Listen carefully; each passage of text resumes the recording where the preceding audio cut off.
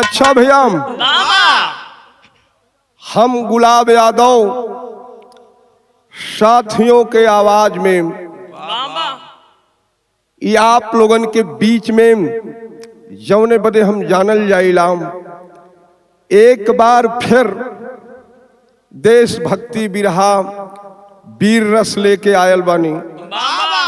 श्रोता बंधु आप लोगन का हमें आशा ना पूर्ण विश्वास करत हिला कि भरपूर सपोर्ट प्यार मिली। लाइव सब्सक्राइब भैया सभे खूब कह दे जाया। बड़का भैया हमारे अभिमन्यु भैया बहुत बढ़िया कलाकारन का सहयोग करलन, बड़ी मदद करलन।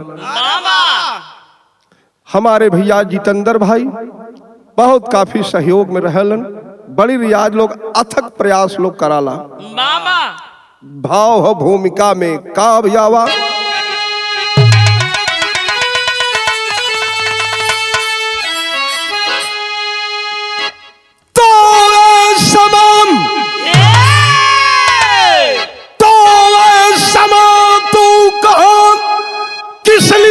चल रही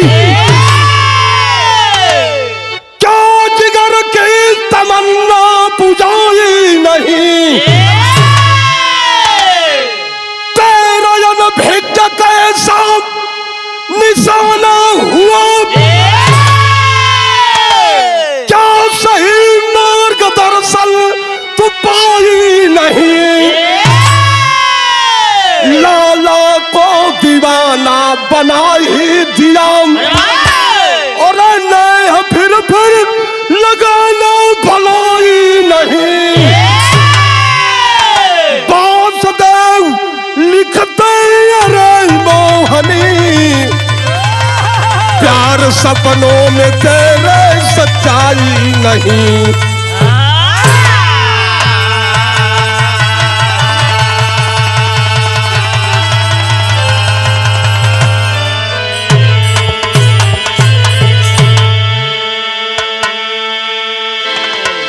वासुदेव लिखते अरे मोहनी, प्यार सपनों में तेरे सच्चाई नहीं। हाँ वो समय का बतावे जात है जौने समय हमार देश गुलाम रहल, छोटे छोटे बच्चन के लोकाय के भाला के नोक पर लोक लेते रहनल सब। अंग्रेज बड़ी अत्याचार अनेक कई के गयल हुवन। हमारे माँ बहन बेटी माता अगर उनके खिलाफ कुछ हथुआ करे स्थन कटवा लेते रहलन। ई गद्दार हमारे देश के संगठन क्रांतिकारी जब बनावे शुरू कैलन तो एक नारा बुलंद कैलन, हमसे तोहसे पूरे सारे लोगन से एक मांग कैलन। वो मांग का है भैया अवा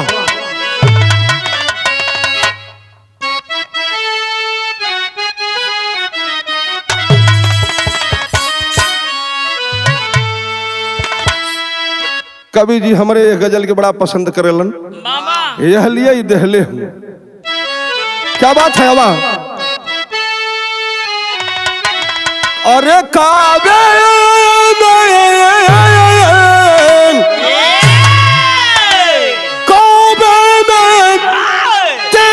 जलवा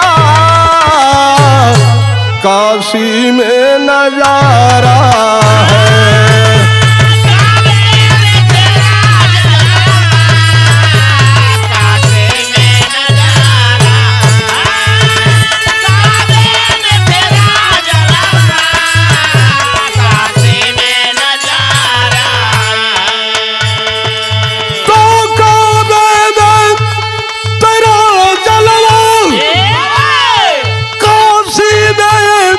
नजारा है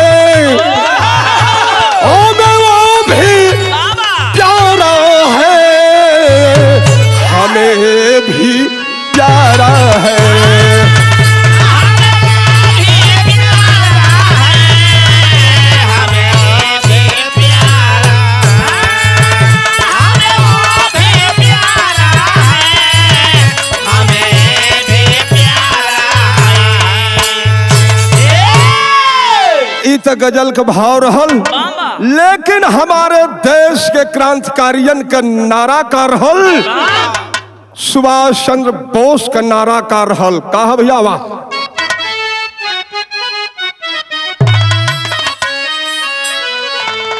और मुझको तू लहू दे दो, मैं दूंगा आजादी को।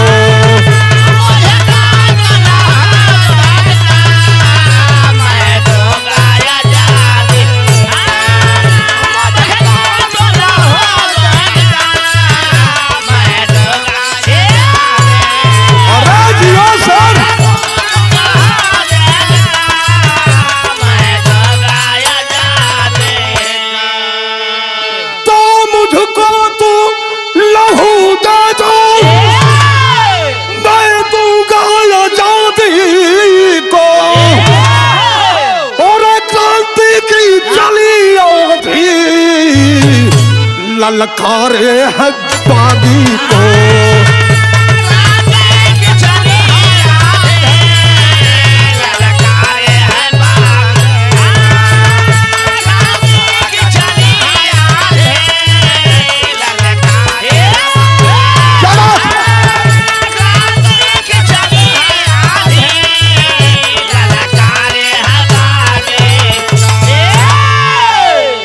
कहानी की शुरुआत लाजपत राय पर जब सांड्रस ने वार किया,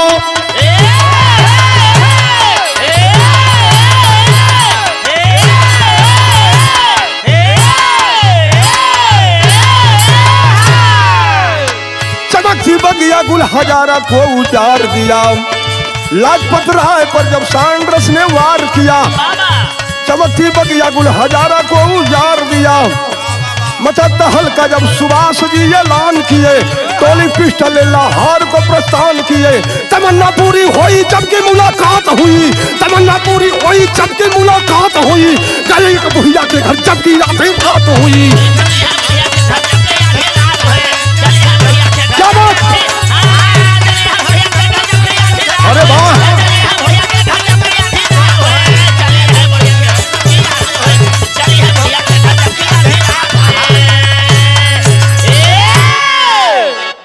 तमन्ना पूरी हुई जबकि मुलाकात हुई। गए एक बुढ़िया के घर जबकि आधी रात हुई। ए भैया कहानी की समझला, सन 1928 30 अक्टूबर के लाहौर के रेलवे स्टेशन पर जब साइमन कमेटी लाठी चार्ज करवले रहल, ए भैया ओ माँ ढेर लोग घायल भई न, कितना लोग मर गई न। लाला लाजपत राय भी घायल हो गईलन, लोग लेके आई न हॉस्पिटल में भर्ती कैले हुए। सुभाष चंद्र बोस के हमारे देश के देशभक्तन के बात बड़ी नागवार लगल। आखिरकार में बदले के भावना दिल में जाग गई, और जब जाग गई तो लोग गईलन वो समय सांड्रस के मरलन, सांड्रस के मरलन बदला चुका ललन। लेकिन हमारे देश के जवान वही लाहौर में सड़किया दे के आवत हूँ, एक बुढ़िया के रोले का आवाज आवत ही, ताकत हुआ चकपकाई के कहाँ कौनो औरत रोवत हो दिखलन, देखे मड़ई, वही मड़ैया में हमारे देश के जवान सुभाष चंद्र बोस हमारे देश के जुझारन के लेके वही में चल गए। और जब हललन तो बूढ़ा माई रोवत रहलिन, देखलिन तो और फफक के रोवे लगलिन। सुभाष चंद्र बोस कहलन कि ये माई काहे के रोवत हो, का कारण हो। माई कहलिन कि ये बचवा तू जा, जहाँ जात हुआ तहाँ जा लाल, तो हूँ लोगन केहू का लालय हुआ। सुभाष चंद्र बोस कहलन कि ये माई तय अपने रोले का कारण बताओ, काहे के रोवत थी। बुढ़िया आज बतावे में ओकरे आंख में आंसू छल छलाए गईल, बेटवन के देख के तब रोले है। एक बात कहले है, कौन लाइन भैया आवा।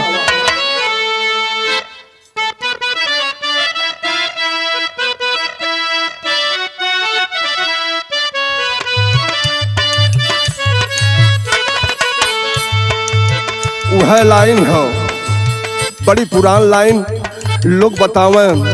यह लाइन बा कि पर है बारिश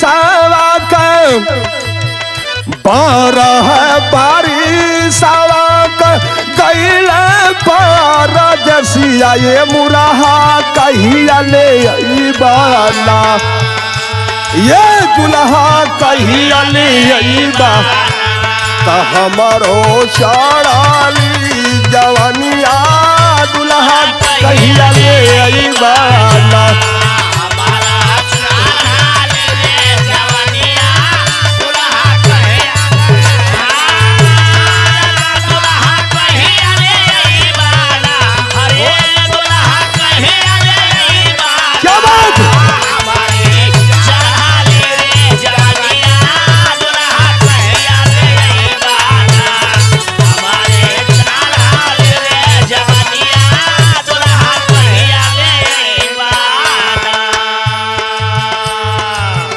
बुढ़िया कहल लाला रे,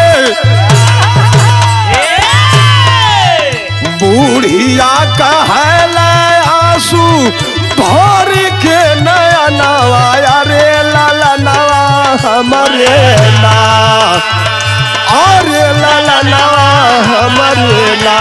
त कैसे पूजी है मोर सपनवा अरे लाला नवा हमरे ना। कैसे बुझे हमार सपनवा लाला नवा, अरे दियो से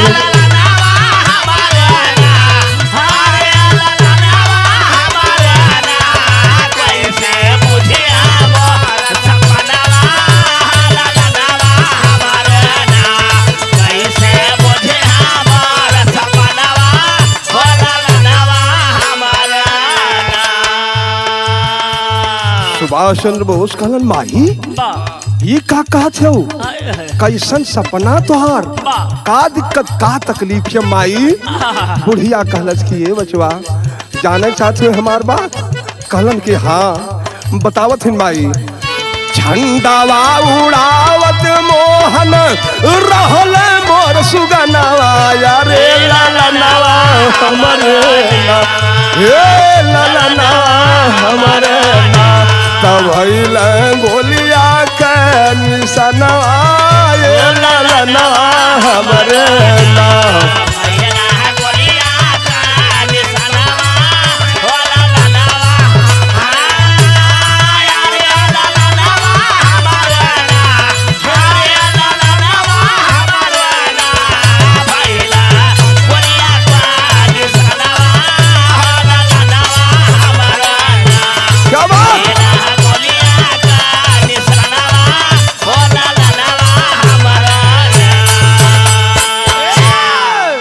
ए बचवा तो नहने की नहीं हमारे खे लड़का रहल जेकर नाम मोहन रहल, झंडा उड़ावत रहलन, देश भक्ति के ललसा रहल दिल में, रोम रोम में भरल रहल।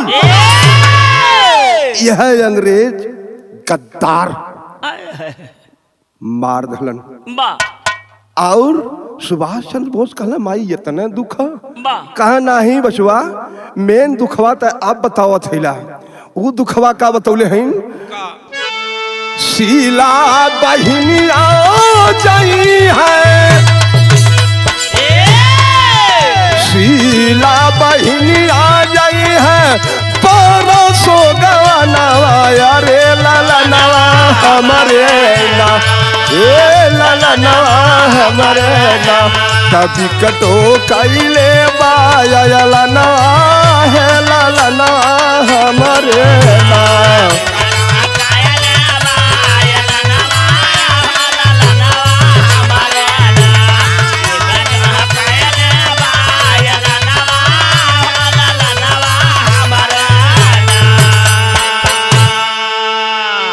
ए बचवा बेटवा एक हमार मोहन रहना, गोली का निशाना बना दहलन है अंग्रेज, झंडा उड़ावत रहलन।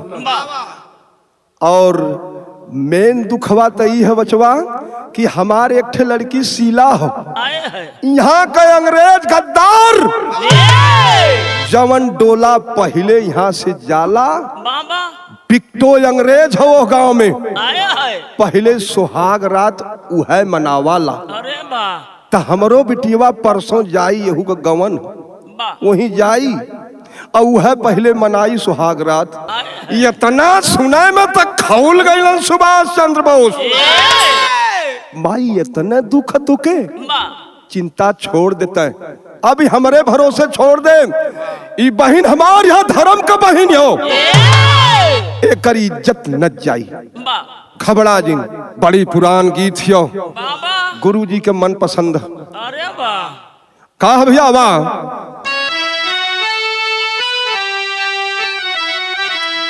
गवना करो पियम हो रहा घर बैठवला अरे अपने कोई लरिया में लागल रे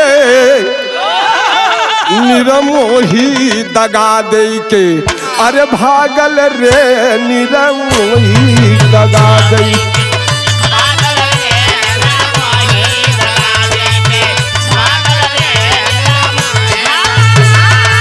क्या बात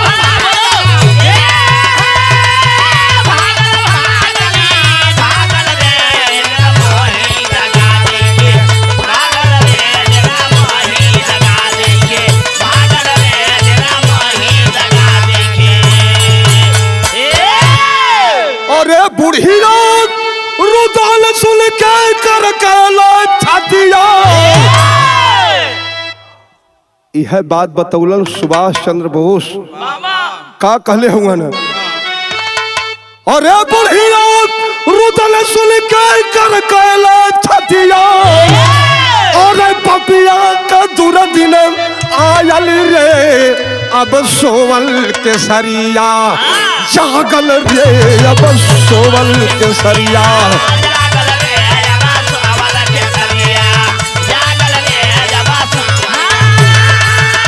क्या बात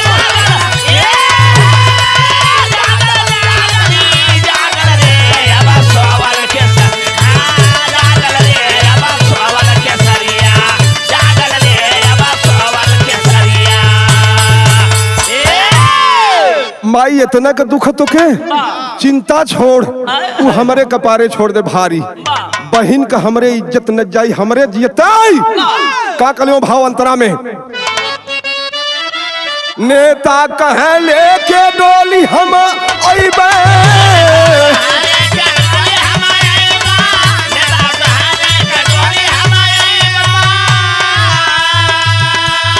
बहनी के अपने ससुर पहुँच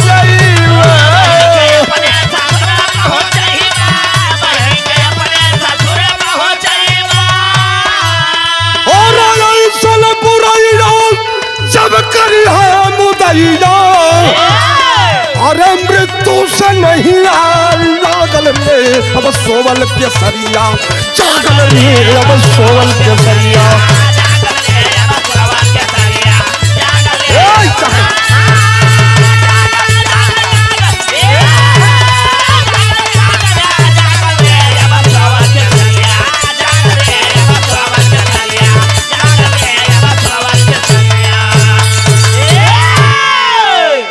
माई ये ऐसन बुराई उन्हन करी है सुभाष चंद्र के जीता खबड़ा जी।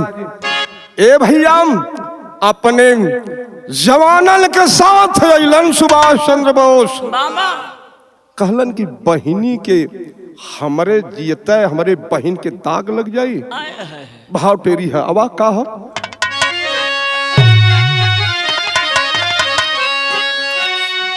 अरे चुनर में कैसे दागी लगी जाई अरे दुल्हन सुभाष बन गए कहार चारों बागी अरे हो बागी अरे हो बागी।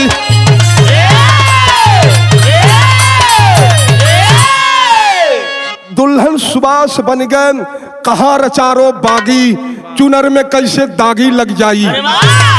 ए भैया सुभाष चंद्र बोस अपने 5 साथियन के साथ अइलन और अपने अब दुल्हन बनत हुवन और जब दुल्हन बनत हुआ तो तनी से अपन साज श्रृंगार करत हुवन। कवि जी साज वो श्रृंगार का भाव धले हुवन का देले वन भैया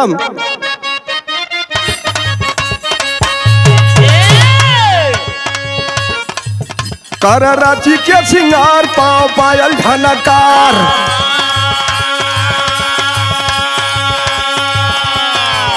सोहती कुली लीलार चटकार का जरा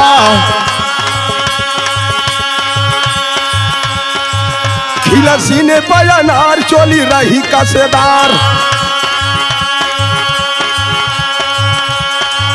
पेन्ह साड़ी दिलदार रसदार अचारा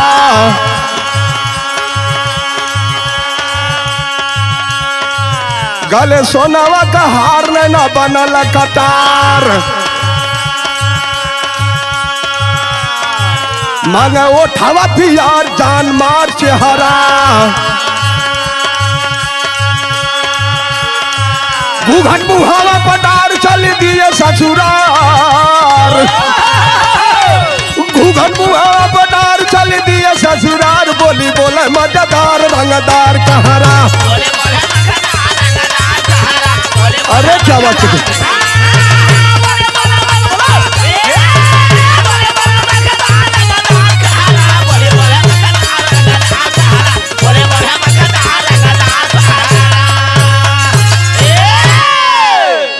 घूघट मुहवा पटाल चल दिए ससुरार बोली बोले मजेदार रंगदार कहरा ए भैया रच रच के सुबास चंद्र बोस साज सिंगार बनौलन साड़ी पहिर के और एकदम चमकत का धमकत का डोली में बैठ गईलन ए भैया आई गईलन जहां बिकटो का बंगला रहल और जब बिकटो के बंगला में गईलन दुल्हन रूपी सुभाष चंद्र बोस बैठल हो कि अब आवा अयहू के तई हो कि अब समय कब होए कि चली और जवन रस्म पूरा करे के हो ओके पूरा करी ए भैया हरी चलल हो समय धीरे धीरे आ गए जब चलल तो वो समय का भाव हो भाव वीर रस में हो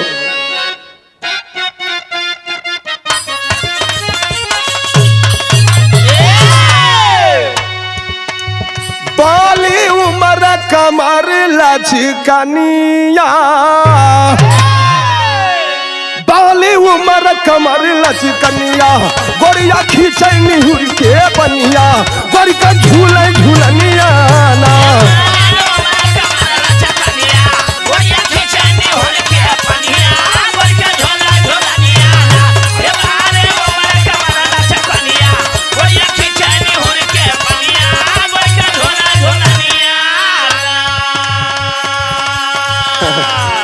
हाई देखा यार पी के एकदम बोझ हुआ अब चल हुआ कि चले कहाँ जाना भाई वैसे नहीं कि मिली मुलाकात हो ए भैया चलल हो तबले भयल का वह भाव हो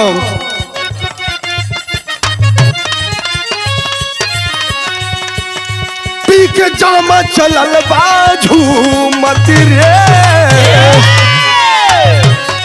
पी के जाम चलल बा झूमत काया नारी यारे कोठरिया जावा सादल से दरिया ना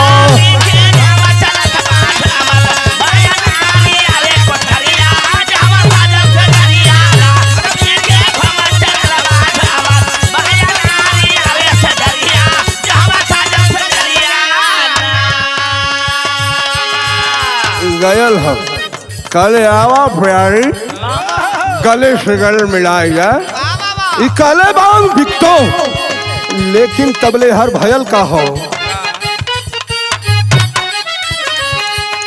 पहुंचल कोठरी में भिचारी पहले दिया घुघुटवा तारी तबले दिए कनकिया मारी छटते पकड़ लिया कवारी छटते पकड़ लिए कवारी गोली मारी तनातन रामा गोली मारी तनातन गिरल दूर चारी आगे कोठरिया जावा सादल से जरिया ना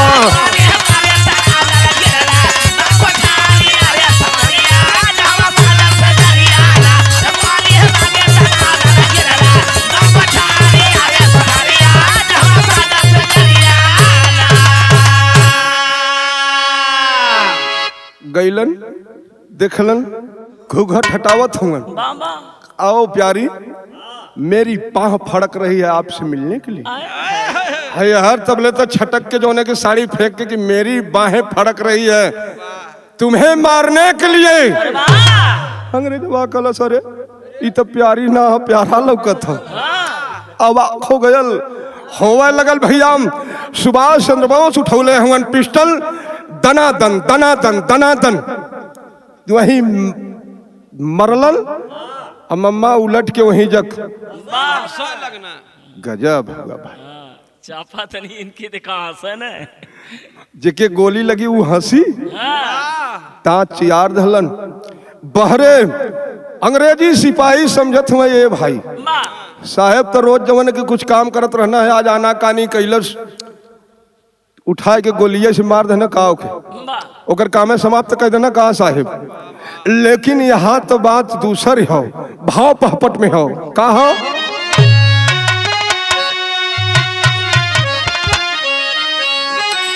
अरे चला दिए पिस्तौल से नेता गोली होली आइल बा। चला दिए पिस्तौल से नेता गोली होली आइल बा। अरे बाहर सोई कहर वाली टोली होली आइल बा।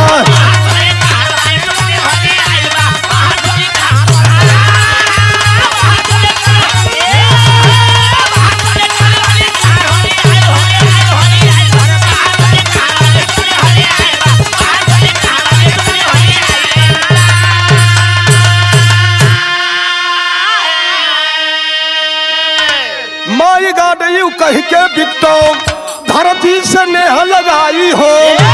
और कहन नेता हमारे जियत कोई कैसे दाग लगाई हो।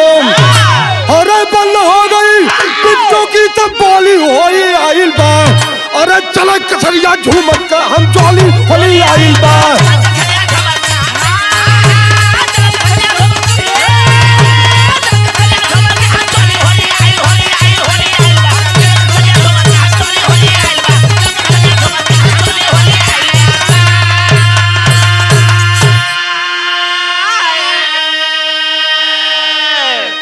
आखिरकार में दनादन नेता इतनी गोली चलौलन कि जब तक उस सुरधाम के पहुंच ना गईलन। ए भैया ये तने में निकर के बाहरी संगठन तो रहबा कर। पांचों जवान वहां से भाग गईलन। अब भाग के गईलन कहाँ? भाव हर आल्हा में सदर आल्हा होती भैया सुरेश।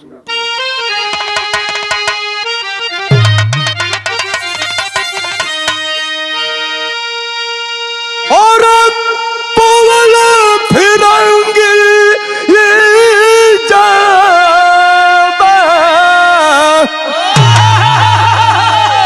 बिकटो के खबरिया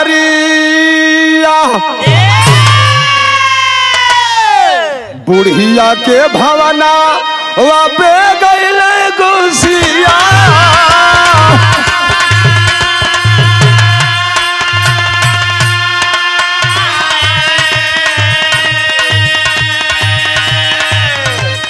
पांचों क्रांतिकारी साथ लेके बुढ़िया के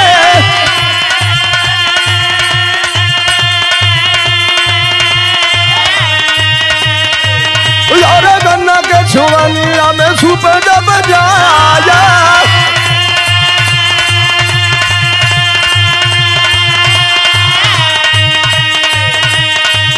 ए भैया ये हर अंग्रेज जब खबर पा गए जान गए कि तो बिकटो मारल गए बाव खलाए के पहुंचल हुन।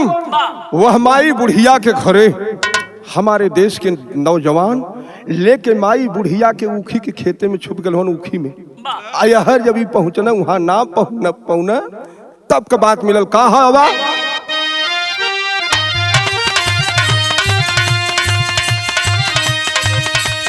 जौने गौआ में ब्याही सिला दे बहिनिया।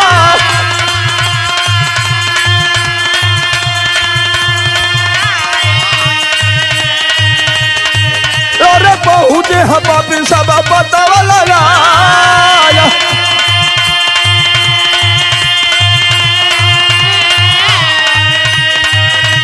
चोटिया पकड़ के बाहर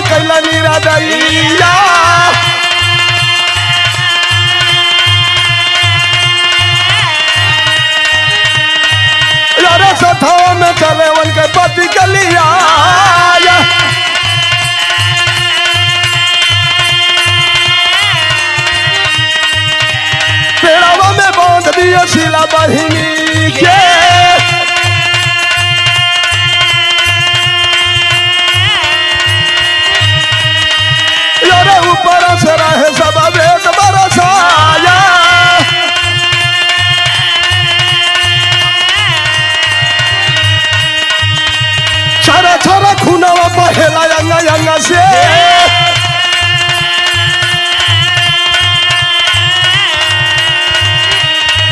अरे रहे पति देवता के पिस्टल दिखाया।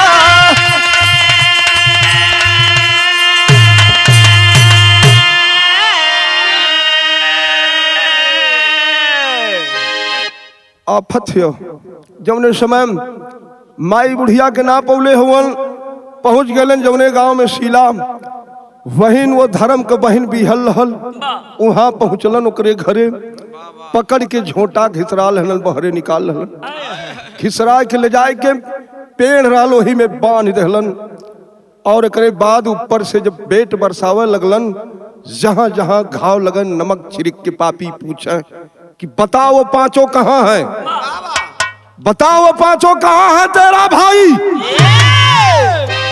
हर पति के बांध दहले हुआ एक रस्सी में पेड़ में बांध के ओके पिस्टल लगौले हुआ अगर नहीं बताती है तो तेरे पति को इसी गोली से भून दिया जाएगा। बड़ी आवाज क्यों लड़कियां संकट में हो कि का करी, भाई बचावत है तो पति जाई और पति बचावत है तो भाई जाई, लेकिन हमें देश के सोचे कि हो देश के तो बचाना ही है। बहनिया सोचे थे संकट में हो भाव खड़ी के लगल हो का कहत हुआ अंग्रेज आए हैं और सजनम बचाई कि बचाई बीराना कैसे देश में आजादी कई बाजी बजाना।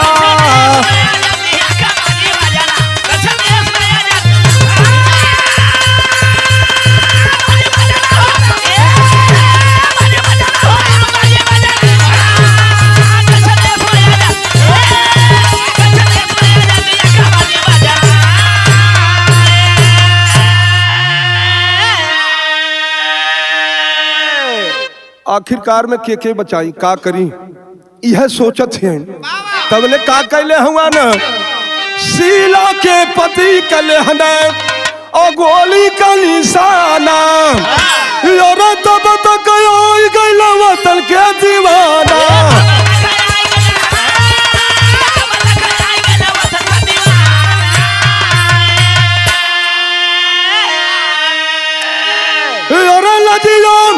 बचावा तब पुकारी बहाना कैसे देश में आजादिया का बाजी बजाना। भैया इतने कुल धीरवत हुआ मारे बदे कैले हुआ तब तक हमारे देश के क्रांतिकारी जवान आए गईलन तक कैलन का वो समय पहुंचत क्रांतिकारी दहलन अरे गोली चलाई अरे भागे और फिर सब जनवा बताई।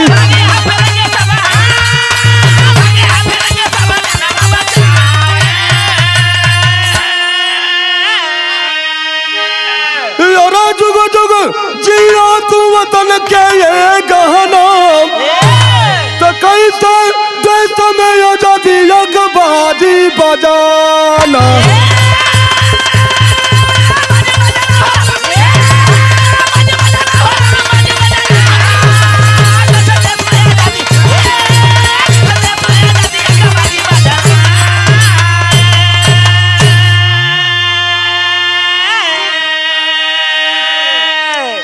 ऐसन ऐसन तो हमारे देश के जवान रहलन जे कि अपने खून पसीना बलिदान दे के देश के आजाद करौले हो ए भैया। लेकिन भाव हो आखिरी का नाम का गुरु बिहारी गुरुपत्तु गुरु रामधार पति राम अवध कभी भूल चल और कहते हैं श्री राम। अरे राम चुदर में कैसे दागी लग जाई गुलाब बांस देवा बिरह में अनुरागी चुनर में